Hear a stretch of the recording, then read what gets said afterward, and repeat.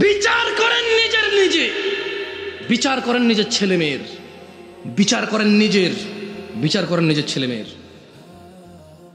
জাবের রাদিয়াল্লাহু আনহু থেকে বর্ণিত, তিনি বলছেন, ইন্না বাইনার রাজুলি ওয়া বাইনাশ শিরকি ওয়াল কুফরি তারকুস সালাহ, নিশ্চয় শিরক কুফরের মধ্যে পার্থক্য হচ্ছে নামাজ ত্যাগ করা।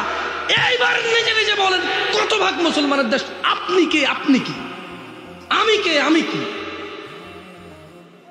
হুজুর কে? হুজুর কি? তার জুমার মুসল্লি কি? তার সমাজ সেবক কি? তার সমাজ সেবী কি? তার মেয়ের জামাই কে? তার মেয়ের জামাই কি? কার সাথে সে তার মেয়ে বিয়ে দিচ্ছে? কোন ঘরে এই ছেলে কোন ঘরের মেয়ে নিয়ে আসতেছে? তার বউ কে?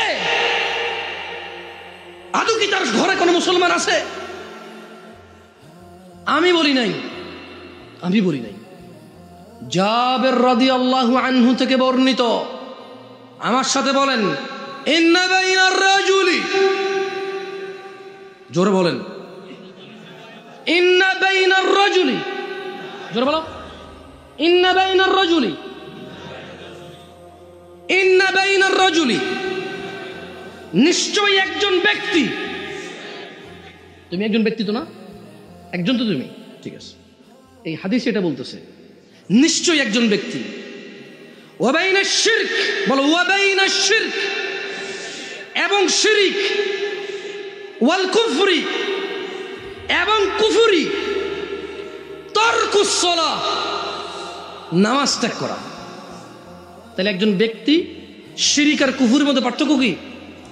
জোরে বলো, পার্থক্য কি? মুশরিক আর কাফেরের মধ্যে পার্থক্য কি? শিরিক আর কুফরের মধ্যে পার্থক্য কি? নামাজ ত্যাগ করা। এটা জাবের রাদিয়াল্লাহু আনহু বলছে। আমি দুঃখিত যদি আপনাকে আমি কষ্ট দিয়ে থাকি হাদিসটা পড়ে। আমি এই জন্য আরো দুঃখিত যদি আপনি কোনোদিন এই হাদিস না শুনে থাকেন।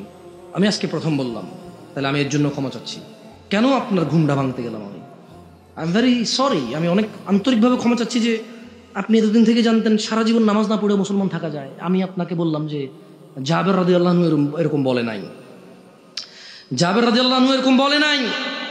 তিনি বলছে যে আল্লাহর নবী বলেছে যে শিরিক, কুফরি আর ব্যক্তি মানুষের মধ্যে পার্থক্য হচ্ছে নামাজ।